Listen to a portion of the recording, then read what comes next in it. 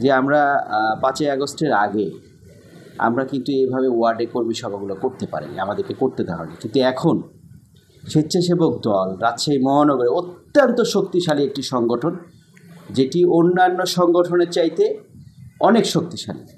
প্রত্যেকটি ওয়ার্ডে আমরা ব্যাপক সাড়া পেয়েছি। ব্যাপক জনসমাগমের মধ্যে দিয়ে স্বেচ্ছাসেবক দলের নেতাকর্মীর মধ্যে দিয়ে আমরা কর্মী সভাগুলো করছি এবং সফলভাবে আমরা শেষ করছি।